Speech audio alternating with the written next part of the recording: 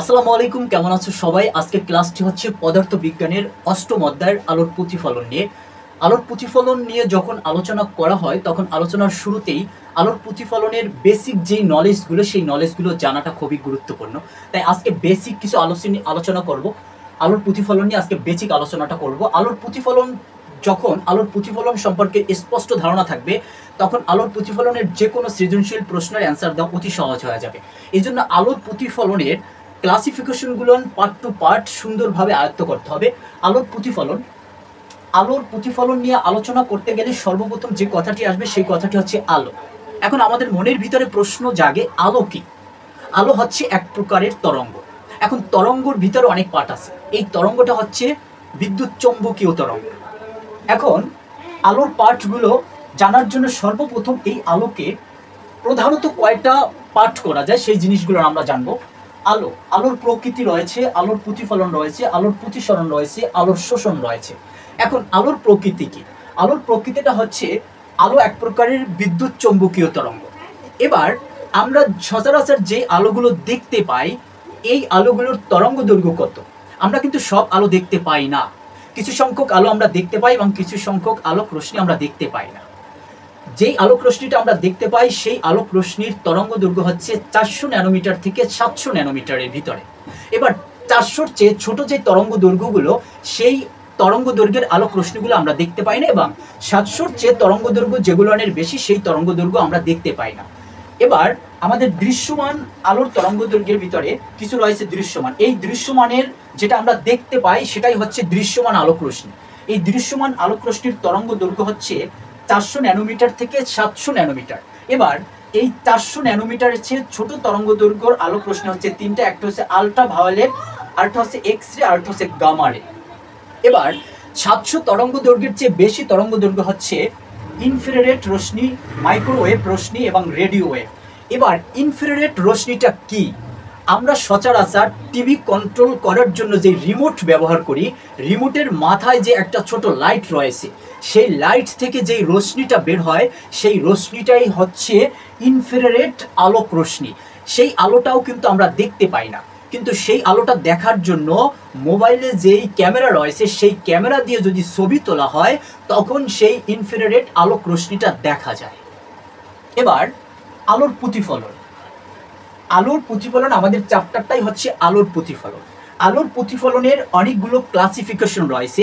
আলোর প্রতিফলনের ক্লাসিফিকেশন যদি আলোচনা করতে চাই সর্বপ্রথম আসবে আলোর প্রতিফলনের সূত্র। আলোর প্রতিফলনের সূত্র হচ্ছে দুইটা। আলোর প্রতিফলনের সূত্র দুইটা। প্রথম সূত্র হচ্ছে আপাতিত রশ্মি এবং প্রতিফলিত রশ্মি।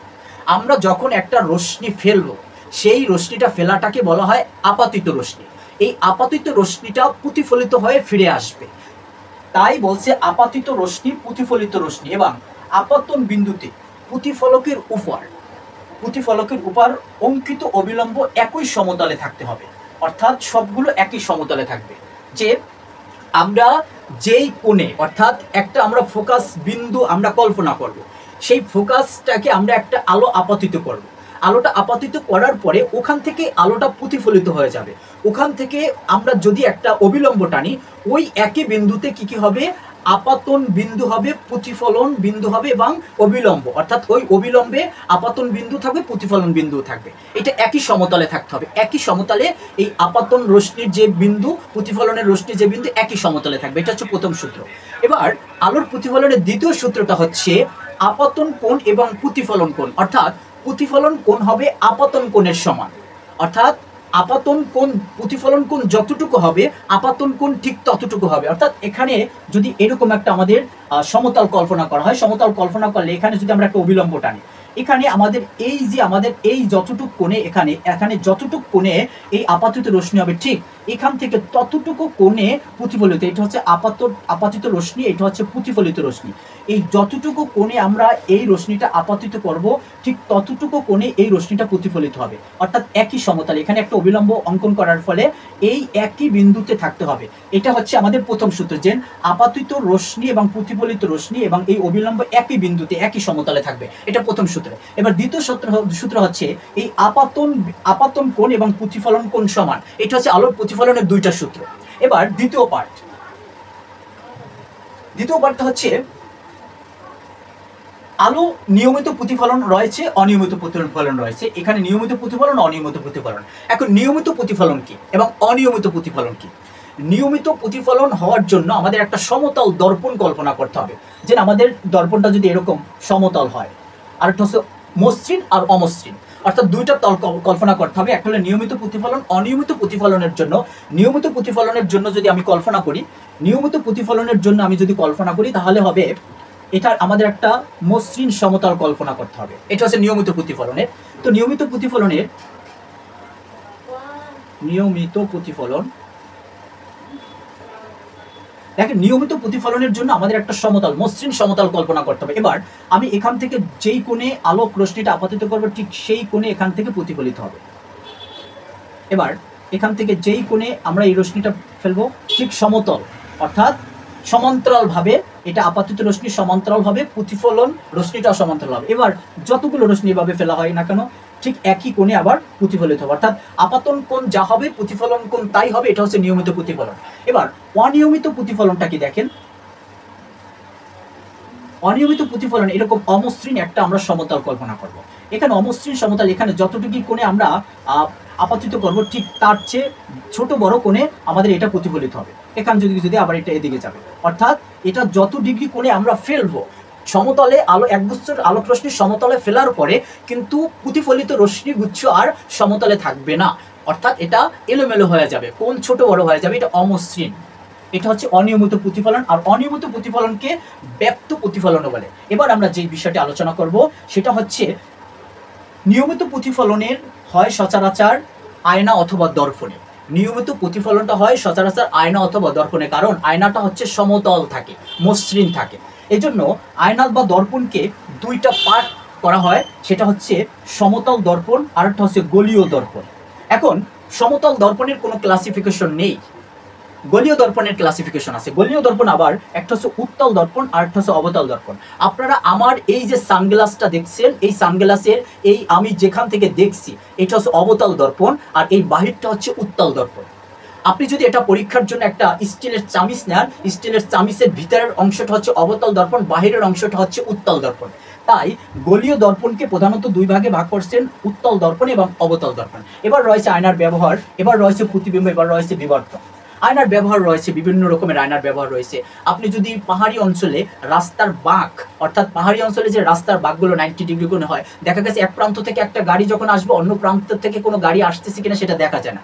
এই জন্য রাস্তার বাঁকে একটা সমতল দর্পণ ব্যবহার করা হয়, যাতে করে অপর প্রান্ত থেকে কোনো গাড়ি আসছে কিনা সেটা দেখার জন্য। এটা হচ্ছে অবতল দর্পণটা ব্যবহার করে আমাদের টর্চ লাইট, সার্চ লাইট ইত্যাদি, সে পিছনের গাড়িগুলো দেখার জন্য, যে বামে ডানে কোনো গাড়ি আসছে কিনা, সেজন্য যে গাড়িতে মাইক্রোবাস ইত্যাদি গাড়িতে যে দর্পণ ব্যবহার করায়, সেই দর্পণটা হচ্ছে উত্তল দর্পণ, কারণ তখন সেটার বুকটা একটু উঁচু থাকে। এভাবে আমাদের আয়নার বিভিন্ন ব্যবহার রয়েছে। এবার প্রতিবিম্ব, প্রতিবিম্ব হচ্ছে একটা হলে বাস্তব আর একটা হচ্ছে অবাস্তব প্রতিবিম্ব। অর্থাৎ আমাদের যে প্রতিবিম্বটা তৈরি হয়, আমরা যখন গ্লাসের সামনে দাঁড়াই, তখন আমার ছবিটা ঠিক গ্লাসের পিছনে দেখা যায়, এটা হচ্ছে আমার প্রতিবিম্ব। এই প্রতিবিম্ব রয়েছে বাস্তব এবং অবাস্তব, বাস্তব এবং অবাস্তব প্রতিবিম্ব রয়েছে। সেজন্য প্রতিবিম্বকে দুই ভাগে ভাগ করছেন, বাস্তব এবং অবাস্তব। এই বিষয়গুলো আপনার সুস্পষ্টভাবে ধারণা থাকতে হবে। এই বিষয়গুলো যদি আপনি ধারণা থাকেন, সর্বপ্রথম আলোর প্রকৃতি রয়েছে, আলোর প্রতিফলন রয়েছে, আলোর প্রতিসরণ রয়েছে, আলোর শোষণ রয়েছে। এবার আলোর শোষণটা কি দেখেন, আলোর শোষণটা সহজ হিসাব। আমাদের সূর্যের রশ্মিতে 6টা রং থাকে, ভেঙে আসা কলা। এই 6টা রং আমরা দেখতে পারি, আদার্স অন্য রং আমরা দেখতে পারি না, সেটা হলো অদৃশ্যমান। অর্থাৎ কিছু রং দৃশ্যমান, কিছু রং হচ্ছে অদৃশ্যমান। এখন কথা হচ্ছে, আমাদের একটা গোলাপ ফুল গাছে গোলাপ ফুলটা লাল থাকে এবং পাতা সবুজ থাকে। এবার দেখেন, গোলাপ ফুলের উপরে যদি আমি লাল আলো ফেলি, তাহলে গোলাপ ফুলটা কি করবে, ওই লাল আলোটাই প্রতিফলিত হয়ে আমার চোখে আসবে, আমি ওই ফুলটাকে লাল দেখতে পাবো। গোলাপ ফুলের উপর যদি আমি সবুজ আলো ফেলি, গোলাপ ফুলটা কি করবে, সবুজ আলোটা সম্পূর্ণটা শোষণ করে নিয়ে ফেলবে। সম্পূর্ণ শোষণ করার ফলে কোনো আলো অবশিষ্ট থাকবে না, যে আলোগুলো আমার চোখে প্রতিফলিত হয়ে আসবে। তো আলো যদি প্রতিফলিত হয়ে আমার চোখে না আসে, আমরা ওই বস্তুটাকে কালো দেখব।